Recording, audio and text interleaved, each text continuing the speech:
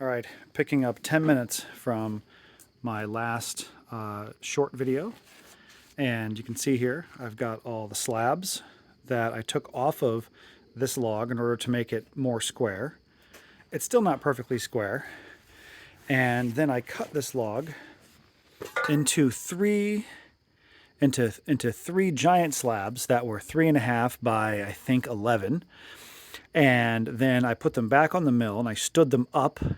And now I'm cutting them to 3.5 like this. And now I'm going to get 9 3.5 by 3.5 posts that are 13 feet long.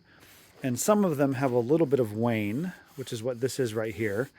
It's where the log wasn't perfectly squared, which is okay. For my purposes, that is totally fine. And these are still kind of heavy. You can see here, the middle though, especially this middle one, is really, really nice. These are really nice here in the center.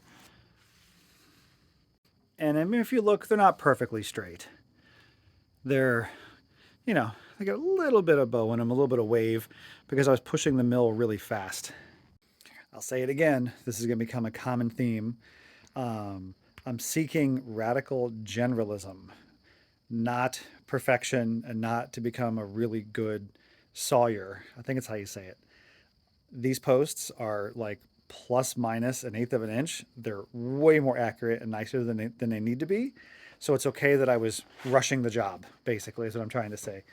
And I think that we should all give ourselves permission to cut corners and, hack away at a project if you can do that without compromising the end goal of the project. So these posts are going to be outdoors. I'm not expecting them to last forever, and they're going to be great. I also pulled off these 3 kind of cool looking half by 3.5s, and I'm actually going to use these as trim for a project on the micro/tiny house. So now I'm going to get these 3 off here. I'm going to put them over there on those 2 big bunks, make one more cut, and then I'm done with my 3.5 by 3.5s, or I should say 4x4's.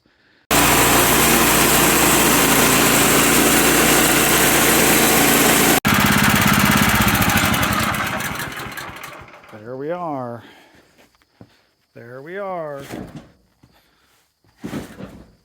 Nice.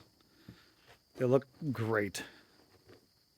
These are going to be support for pallets to hold firewood. They're going to be blocking and some interior framing inside of the tiny house, and probably like 2 other projects. But yeah, the sawmilling day is over. Only 1 log, short day.